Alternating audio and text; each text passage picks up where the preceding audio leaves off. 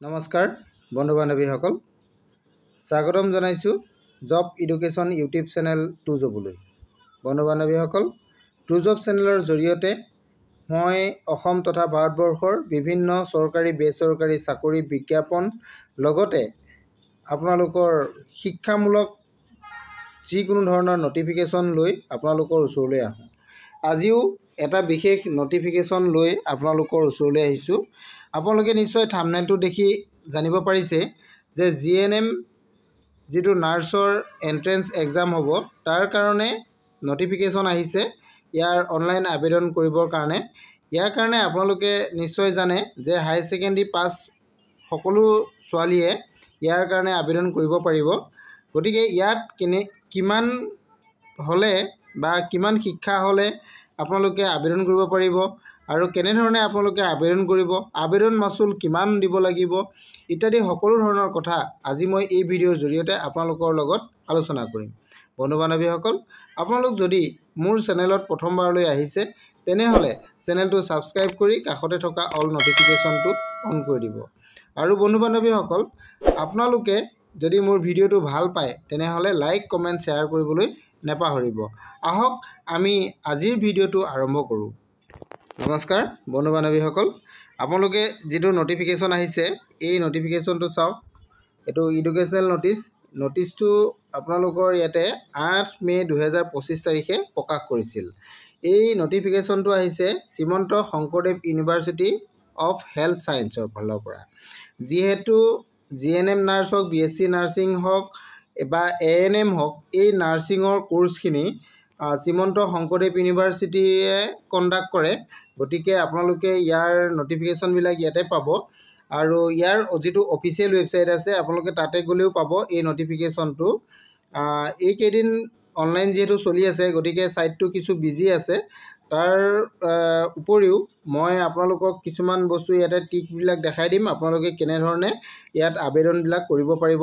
এতিয়া বৰ্তমান আহিছে জিএনএম নাৰ্ছৰ কাৰণে জিএনএম এন্ট্ৰেন্স এক্সামিনেশ্যন 2025। এইটো আপোনালোকে দেখিলে এইটো ছিজনটো হৈছে 2025 আৰু 26ৰ কাৰণে দিয়া হৈছে। আৰু এইটো আপোনালোকৰ ডাইৰেক্টৰ অফ হেল্থ ছাৰ্ভিচৰ আণ্ডাৰত হয়, শ্ৰীমন্ত শংকৰদেৱ ইউনিভাৰ্চিটিৰ আণ্ডাৰত। ইয়াতে আপোনালোকৰ অনলাইন যিহেতু আবেদন আপোনালোকে কৰিব লাগিব, অনলাইন আবেদনটো আপোনালোকে এইটো অফিচিয়েল ৱেবছাইট আছে Srimanta Sankardev university of health ছায়েন্সৰ ssuhs.in, ইয়াতে আপোনালোকে যাব লাগিব। ইয়াতে গৈ আপোনালোকে অনলাইন আবেদন কৰিব লাগিব। অনলাইন আবেদনটো 13 মে'ৰ পৰা আৰম্ভ হৈছে আৰু 13 জুনলৈকে হ'ব।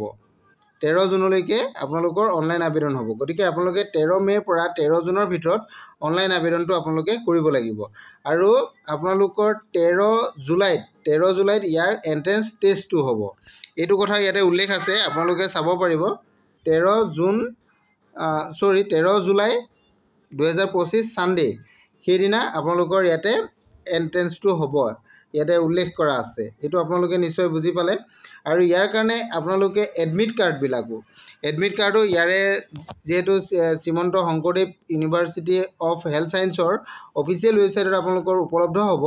ইয়াত আপোনালোকৰ এডমিট কাৰ্ডবিলাক আহিব 1 জুলাইৰ পৰা আপোনালোকে এডমিট কাৰ্ড ডাউনলোড কৰিব পাৰিব। আৰু এক্সামিনেশ্যন চেণ্টাৰবিলাক ক'ত ক'ত আছে আপোনালোকৰ ইয়াতে উল্লেখ কৰা আছে। ইয়াতে আপোনালোকে এইটো যিটো এক্সাম হ'ব এক্সামৰ ডেটটো মই আপোনালোকক দেখাইছোঁ। এক্সাম চেণ্টাৰবিলাক আপোনালোকে চাব পাৰিব। গুৱাহাটীত হ'ব, ডিব্ৰুগড়, শিলচৰ, যোৰহাট, বৰপেটা, তেজপুৰ, ডিফু, লখিমপুৰ, নগাঁও, নলবাৰী, ধুবুৰী আৰু কোকৰাঝাৰ, এইকেইটা জেগাত আপোনালোকৰ এণ্ট্ৰেন্সৰ চেণ্টাৰ থাকিব। ইয়াতে আপোনালোকে এণ্ট্ৰেন্সটো এক্সামিনেশ্যনটো দিব পাৰিব। এতিয়া আমি ইয়াত আবেদন কৰিবলৈ হ'লে আপোনালোকৰ আৰু কিছুমান জানিবলগীয়া কথা আছে। এইখিনি বস্তু মই আপোনালোকক জনাই দিছোঁ।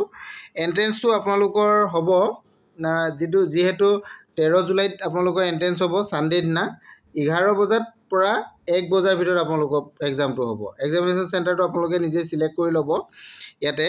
আৰু ইয়াত এপ্লাই কৰিবৰ কাৰণে আপোনালোকৰ কি বস্তু প্ৰয়োজন হ'ব এইখিনি কথাও ইয়াতে উল্লেখ আছে। আপোনালোকৰ কুৱেশ্যনবিলাক কেনেকুৱা পেটাৰ্ণ আহিব, কুৱেশ্যনবিলাক আপোনালোকে চাব পাৰিব। কুৱেশ্যনবিলাকৰ যিহেতু এখন পেপাৰেই হ'ব, ইয়াতে ইংলিছ আহিব, মেথামেটিক্স, জেনেৰেল ছায়েন্স, এইকেইটা বিভাগতে আপোনালোকৰ কুৱেশ্যনবিলাক আহিব। আৰু যাৰ যিখিনি কুৱেশ্যন থাকিব কুৱেশ্যনখিনি 10 ষ্টেণ্ডাৰ্ড হ'ব অৰ্থাৎ ক্লাছ 10 ষ্টেণ্ডাৰ্ডত আপোনালোকৰ কুৱেশ্যনবিলাক আহিব ইয়াতে 100 মাৰ্কছ থাকিব 100 কুৱেশ্যনৰ কাৰণে 100 মাৰ্কছ থাকিব এইটো থাকিব ইয়াতে আপোনালোকৰ ইংলিছত থাকিব 50 মাৰ্কছ মেথমেটিক্সত 25 মাৰ্কছ আৰু জেনেৰেল সায়েন্সত 25 মাৰ্কছ টোটেল 100 মাৰ্কছৰ আপোনালোকৰ ইয়াতে কুৱেশ্যন থাকিব আৰু ইয়াতে কোনো ধৰণৰ আপোনালোকৰ নিগেটিভ মাৰ্ক দিয়া হোৱা নাই আৰু কুৱেশ্যনবিলাক আপোনালোকৰ কি কি ল্যাঙ্গুৱেজত থাকিব এটো আপোনালোকে চাই লওক ইংলিছ আৰু আসামিজ এই দুটা ল্যাঙ্গুৱেজত থাকিব OMR শীটটো আপোনালোকে যেটো আপোনালোকৰ সুবিধা হয় হেতু OMR শীটতে আপোনালোকে এক্সাম দিব পাৰিব ইয়াৰ কাৰণে আবেদন কৰিবলৈ হলে আপোনালোকে মাষ্ট বি ইণ্ডিয়ান সিটিজেন হ'ব লাগিব নাম্বাৰ 1 নাম্বাৰ 2 ৰেসিডেন্ট অফ আসাম হ'ব লাগিব আপোনালোকে অসমৰ পাৰ্মানেন্ট ৰেসিডেন্ট হ'ব লাগিব এটো PRC আপোনালোকে শো কৰিব পাৰিব আপোনালোকৰ মিনিমাম এজ 17 বছৰ হ'ব লাগিব এটো 17 বছৰটো 31 ডিসেম্বৰ লৈকে আপোনালোকৰ ধৰা হ'ব আৰু আপাৰ এজটো 35 লৈকে দিয়া হৈছে 35 ইয়াৰ্স লৈকে আপোনালোকে এই এক্সামটো দিব পাৰিব আৰু ইয়াৰ কাৰণে আপোনালোকে কোৱালিফিকেশনটো GNM যেটো এক্সামৰ কাৰণে আপোনালোকৰ ক্লাছ 12 পাস কৰা হ'ব লাগিব অৰ্থাৎ HS পাস হ'ব লাগিব উইথ ইংলিশ সাবজেক্টটো থাকিব লাগিব আৰু মিনিমাম পাৰ্সেন্টেজ আপোনালোকৰ 40% হ'ব লাগিব যিসকলৰ 40% ওপৰত আছে যিসকল অসমৰ ছোৱালী তেওঁলোকে এই এক্সামটো দিব পাৰিব যে হাই সেকেন্ডাৰী পাস লগতে 40% তেওঁলোকৰ মাৰ্ক আছে তেওঁলোকে এই এক্সামটো দিব পাৰিব এইখিনি আছিল ইয়াৰ জানিবলগীয়া কথা আৰু কি আছে মই চাও আৰু যদি আপোনালোকে জানিবলগীয়া কথা আছে মই আপোনালোকক জনাই দিম ইম্পৰ্টেন্ট যিখিনি নোটিস আছে ইয়াৰ কাৰণে আপোনালোকৰ মিনিমাম কোৱালিফিকেশনটো আপোনালোকে গম পালে এন্ট্ৰেন্সত এক্সাম দিবৰ কাৰণে ইয়াতে সিট বিলাকো দিয়া আছে কিমান সিট আছে কি কথা এইখিনি কথা আছে কোৰ্সখিনিৰ কথা আছে এইখিনি আপোনালোকে চাই লব মই সবিশেষ আপোনালোকক জনাই দিয়া নাই ইয়াতে আপোনালোকে যেতিয়া এপ্লিকেশন কৰিব এপ্লিকেশন কৰোতে এপ্লিকেশনত আপোনালোকে এটা মোবাইল নাম্বাৰ দিব লাগিব ফৰ্ম নাম্বাৰ আৰু এটা পাসওয়াৰ্ড এটা এপ্লিকেশন নাম্বাৰ আৰু এটা পাসওয়াৰ্ড আপোনালোক থাকিব লাগিব মোবাইল নাম্বাৰ দিব লাগিব এইখিনি বস্তু আপোনালোকে তাত দিব লাগিব যাতে এপ্লিকেশন নাম্বাৰ আৰু পাসওয়াৰ্ডটো আপোনালোকে পাহৰি না যায় এটো মনত ৰাখি লব আপোনালোকৰ পিছত এডমিট কাৰ্ড আহক বা আপোনালোকে পিছলে সিট পোৱাৰ পিছত পাস কৰাৰ পিছত আপোনালোকে এপ্লাই কৰিবৰ কাৰণে কোন কলেজত আপোনালোকে এই পদৰ কাৰণে আবেদন কৰিব এইখিনি কথা সকলোখিনি কথা জানিবৰ কাৰণে আপোনালোকে এই বস্তুকিটা কিন্তু এপ্লিকেশন নাম্বাৰটো আৰু আপোনালোকৰ পাসওয়াৰ্ডটো আপোনালোকে মনত ৰাখিব লাগিব ইয়াতে আপোনালোকৰ এইখিনি গুটেখিনি কথা মই আপোনালোকক জনাই দিলো আৰু ইয়াৰ কাৰণে আপোনালোকে কিছু এক্সামিনেশনৰ কাৰণে এটা ফিজু পেমেন্ট কৰিব লাগিব এটো অনলাইন থ্ৰু আপোনালোকে পেমেন্ট কৰিব লাগিব এটো নটিফিকেশনটোত এটোৰ বিষয়ে উল্লেখ কৰা নাই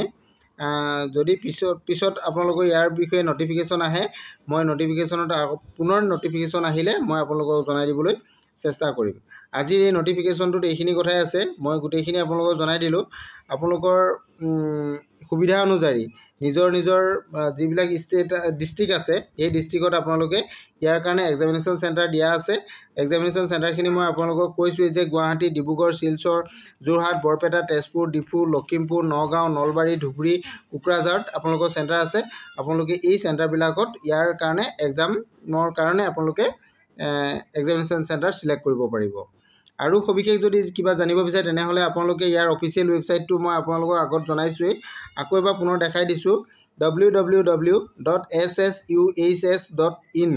এই ৱেবসাইটত গৈ আপোনালোকে এই নটিফিকেশনটো ডাউনলোড কৰি ল'ব পাৰিব আৰু সবিশেষ জানিবৰ কাৰণে আপোনালোকে তাতে গৈ ৱেবসাইটত সকলোখিনি চাই ল'ব পাৰিব আৰু গুটেখিনি কথা আপোনালোকক জনালৈ আৰু যদি কিবা জানিব বিচাৰে তেনেহলে মোৰ ভিডিঅ শেষত কমেন্ট কৰিব মই আপোনালোকক জনাই দিবলৈ চেষ্টা কৰিম আৰু যদি ভিডিঅটো ভাল লাগিছে তেনেহলে লাইক কমেন্ট শেয়াৰ কৰি দিবলৈ নাপাহৰিব থ্যাংক ইউ